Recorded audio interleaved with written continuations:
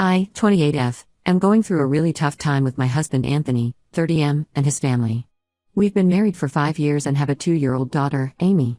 Recently, Anthony's younger sister Julia, 18F, graduated high school and got accepted into a prestigious university. Anthony's parents wanted to throw her a big celebration party, and that's where all our problems started. Let me give you some backstory. Anthony and I met during our sophomore year of college. We were both working at the campus bookstore to help pay for our tuition. I remember the first time I saw him, he was struggling to carry a stack of textbooks that was taller than him, and he had this determined look on his face. I offered to help, and we ended up talking for hours after our shift ended. We came from similar backgrounds, both from middle-class families where money was always a bit tight. My dad was a high school teacher, and my mom worked part-time at a local bakery. Anthony's dad owned a small plumbing business, and his mom was a nurse. We both grew up understanding the value of hard work and saving money. Throughout college, Anthony and I supported each other. We'd have study dates in the library, sharing a single cup of coffee between us because we couldn't afford to. We'd splurge on date nights by buying a $5 pizza and eating it on the roof of my apartment building, watching the stars. Those were some of the happiest times of my life, even though we had nothing. After graduation, things were tough. Anthony got a job as a junior account manager at a small firm, and I started as an intern at a marketing agency. We moved into a tiny studio apartment that barely fit our bed and a small table. The kitchen was so small we could barely open the refrigerator door without hitting the opposite wall. But it was ours, and we were proud of it. For the first few years of our marriage, we lived paycheck to paycheck. We drove old cars that broke down constantly, and our idea of a fancy dinner was when we could afford to add guacamole to our Chipotle burritos. But we were happy. We had each other, and we were building our life together. Things started to look up last year. Anthony had been working incredibly hard, often staying late at the office and taking on extra projects. His dedication paid off when he got a big promotion to senior account manager. Around the same time, I landed a job as a marketing coordinator at a growing tech startup. Suddenly, our financial situation improved dramatically. We were finally able to buy our first home, a modest 3-bedroom house in a nice neighborhood with good schools. It wasn't anything fancy, but to us, it felt like a mansion. We spent weeks painting and fixing it up, making it our own. The day we moved in, Anthony carried me over the threshold, just like he did when we first got married. That night, as we sat on our new porch swing, watching the sunset, we felt like we had finally made it. With our new financial stability, we started thinking about the future. We opened a savings account for Amy's education. We remembered how hard it was for us to pay for college, and we were determined to give our daughter a better start. Every month, we put aside a portion of our salaries into this account, even if it meant cutting back on other things. That brings us to the current situation. Julia, Anthony's younger sister, just graduated high school. She's always been the baby of the family, doted on by their parents. Don't get me wrong, Julia's a sweet girl, and she's worked hard in school. She got accepted into an Ivy League university, which is a big deal for the family.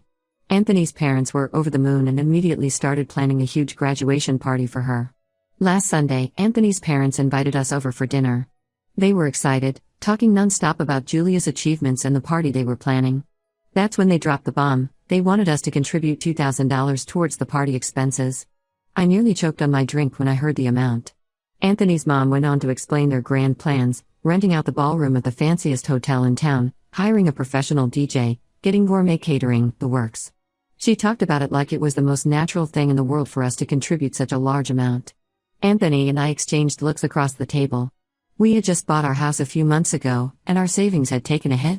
Plus, we were focused on building up Amy's college fund. $2,000 was a lot of money for us, especially for a one-night party. I tried to explain our situation gently. We're so proud of Julia, I said, but $2,000 is a bit out of our budget right now. We've just bought the house, and we're trying to save for Amy's future. Maybe we could contribute in other ways? I could help with the decorations or... But before I could finish, Anthony's mom cut me off. Her face had turned cold. I thought you two were doing well now, she said.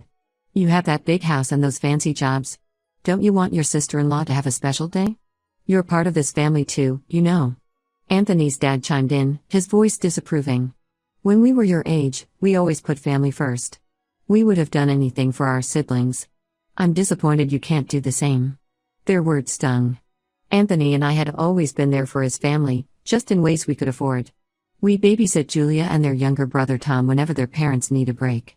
We helped Anthony's dad with his business taxes last year when he was struggling to figure them out. We might not have much money, but we give our time and effort freely. The rest of the dinner was tense and awkward. Anthony was quiet, pushing food around his plate.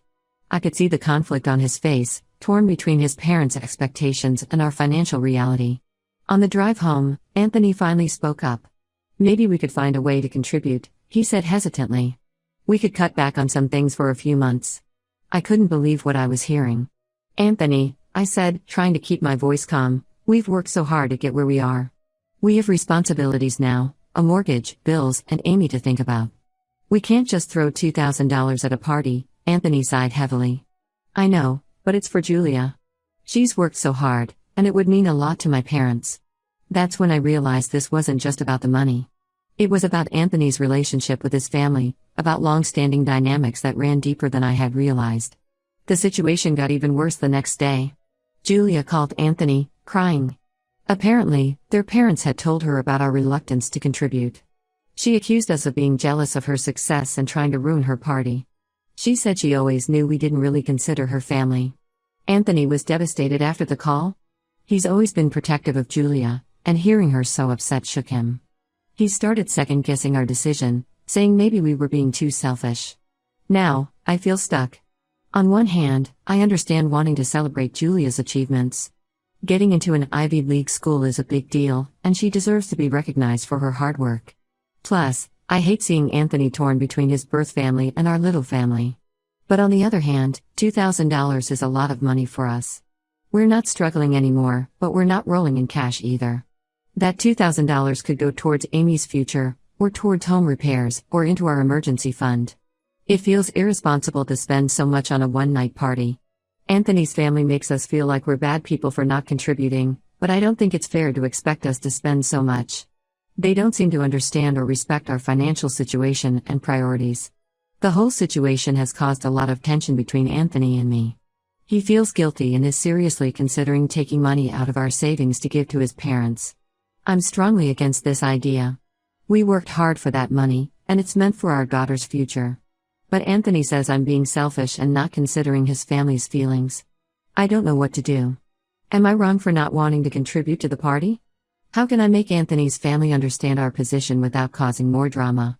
And most importantly, how can I get Anthony to see that we need to prioritize our own family's financial security? I love Anthony, and I want him to have a good relationship with his family. But I also feel like we need to stand firm in our decision and set boundaries. I'm worried that if we give in this time, it will set a precedent for future demands. This whole situation has me questioning a lot of things. Are Anthony and I on the same page about our financial goals? How do we balance our responsibilities to our daughter with Anthony's desire to please his family? And how do we navigate these complex family dynamics without damaging relationships? I could really use some advice. Has anyone been in a similar situation? How did you handle it? And how can we move forward from here as a united front? Update 1, it's been a week since my last post, and I wish I had better news to share. Things have only gotten worse, and I'm feeling more lost and frustrated than ever. Anthony and I had a huge fight about the party situation. It started when I came home from work early one day and found Anthony on the phone with his mom. He was telling her that we would find a way to contribute the full $2,000. I was shocked. We hadn't agreed to this, and we certainly couldn't afford it. When he got off the phone, I confronted him. He admitted that he had been feeling guilty and pressured by his family. He said he couldn't stand the thought of disappointing them or ruining Julia's big day. We argued for hours. I tried to remind him of our financial goals and responsibilities, but he kept insisting that family should come first. The next day, I discovered something that made my blood run cold. Anthony had taken $1,000 from our savings account without telling me. He had already given it to his parents for Julia's party. When I confronted him about it, he got defensive. He said he was tired of me controlling all our money and that he had a right to spend it how he wanted. I was furious. This wasn't just about the money, it was about trust. We had always made financial decisions together, and now he had gone behind my back. I felt betrayed and scared. If he could do this once, what was to stop him from doing it again? The party happened last weekend, and it was as extravagant as Anthony's parents had planned. They had rented out the grand ballroom of the fanciest hotel in town. There was a red carpet at the entrance, complete with a professional photographer taking pictures of guests as they arrived. They had even managed to invite some local celebrities, a news anchor and a former NFL player who had graduated from Julia's new university. Julia looked beautiful in an expensive designer dress that must have cost more than our monthly mortgage payment. She was glowing with happiness, surrounded by her friends and admirers. Part of me was happy for her, but I couldn't help feeling a twinge of resentment. All I could think about was the money that had gone into this one-night event. Anthony and I attended, but the atmosphere was tense. His parents kept making passive-aggressive comments about how some people couldn't be bothered to fully contribute to their sister's special day.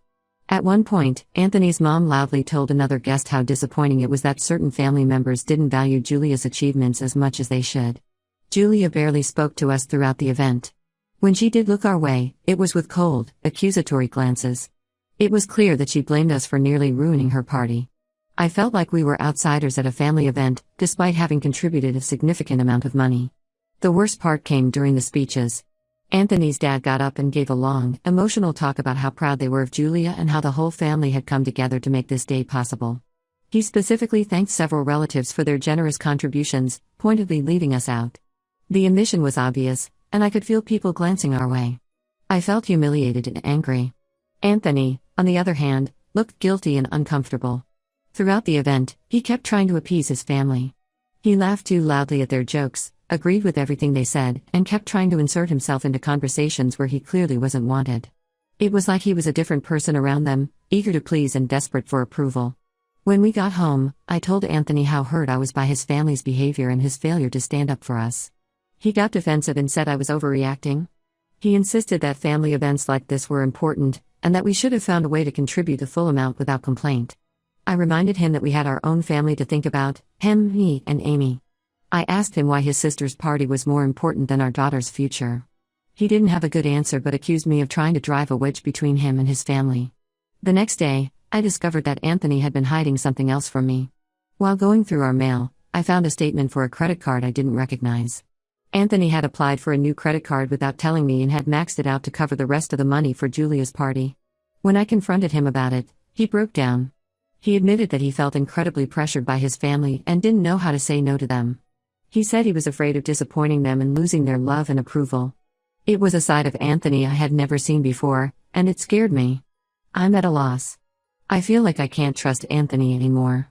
He's risked our financial stability and our daughter's future to please his family. How can we move forward from this? Is there any way to salvage our relationship and get Anthony to prioritize our family? I'm also worried about the long-term implications of this situation. Anthony's family now seems to think they can make financial demands of us whenever they want. How do we set boundaries without causing more family drama? I love Anthony, and I want our marriage to work. But I also need to protect myself and Amy. I'm considering separating our finances, but I'm afraid that will only drive a bigger wedge between us. Has anyone been in a similar situation? How did you handle it? And how can I get Anthony to understand the seriousness of what he's done? Update 2. It's been a month since my last update, and I've had to make some difficult decisions. After discovering Anthony's secret credit card debt, I realized I needed to take steps to protect myself and Amy financially. I spend a lot of time thinking about my options. I love Anthony, and I want our marriage to work, but I can't ignore the breach of trust and the potential consequences of his actions. After a lot of soul-searching and a consultation with a lawyer friend, I decided to separate our finances. I opened a new bank account in my name only and started depositing my paychecks there. I also took half of our savings and put it in a separate account for Amy's future. It broke my heart to do this, but I kept thinking about how hard we had worked for that money and how it was meant to secure our daughter's future. When Anthony found out what I had done, he was furious. He accused me of not trusting him and said I was overreacting to a one-time mistake. But it wasn't just a one-time mistake. It was a pattern of behavior that showed me Anthony's priorities weren't aligned with mine. The situation with Anthony's family has only gotten worse.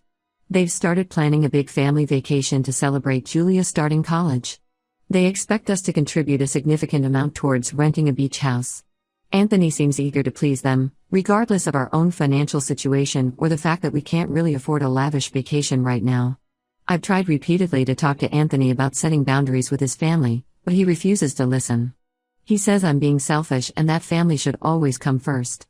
But I feel like he's forgetting that Amy and I are his family too. It's like he's stuck in this mindset of being the obedient son, even though he's a grown man with his own family now. The situation came to a head last week when Anthony's parents showed up at our house unannounced. They had come to talk some sense into me.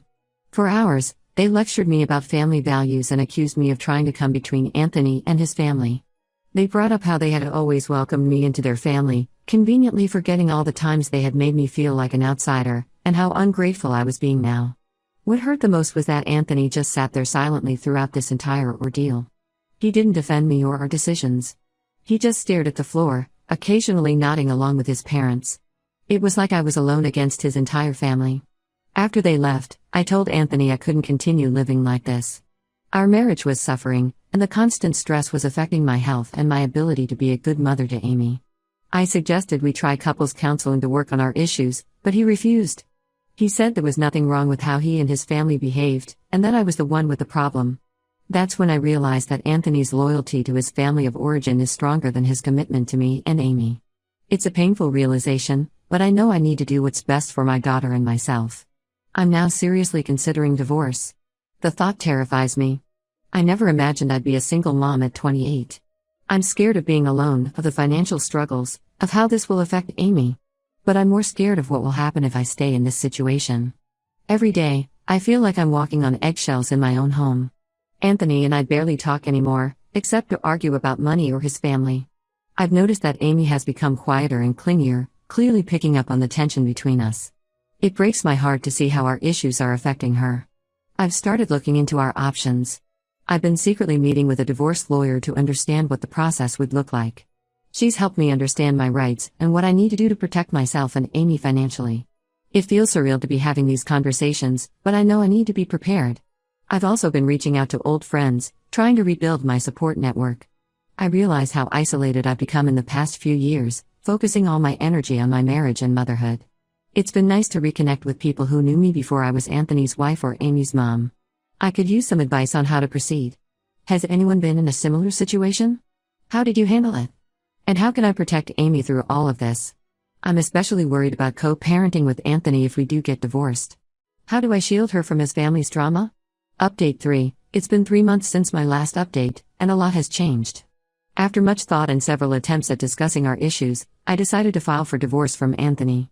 It was the hardest decision I've ever made, but I knew it was necessary for my own well-being and for Amy's future. When I told Anthony about my decision, he was shocked. Despite all our arguments and the tension between us, he hadn't taken my concerns seriously. He thought I would eventually get over it and things would go back to normal. He tried to convince me to stay, promising he would change and stand up to his family. But after months of broken promises, I couldn't trust his words anymore. The divorce process has been difficult, to say the least. Anthony's family has been spreading rumors about me in our social circle. They're saying I'm cold-hearted, greedy, and that I never really loved Anthony. It hurts to hear these things, especially from people who have known me for years. What's worse is that they've been trying to convince Anthony to seek full custody of Amy. They claim I'm an unfit mother because I don't prioritize family. It's absurd and infuriating. Everything I've done has been to protect and provide for Amy. Fortunately, my lawyer has been incredibly helpful. We've documented all financial issues, including Anthony's secret credit card debt and the money he took from our savings. This has helped us build a strong case for why I should have primary custody of Amy. Despite the challenges, I'm starting to feel more confident in my decision. I've reconnected with old friends who have been incredibly supportive. My college roommate, Sarah, has been especially amazing.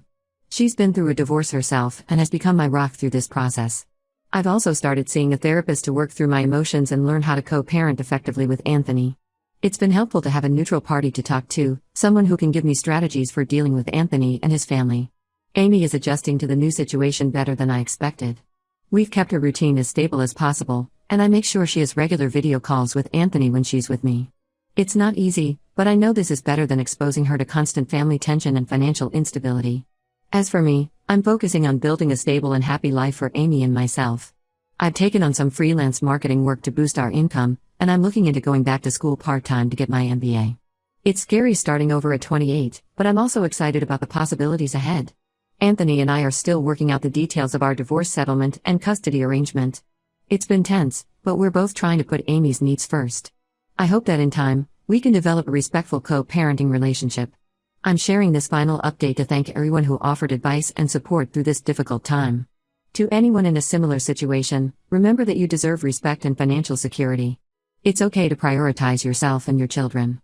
Family is important, but not at the cost of your own well being and future.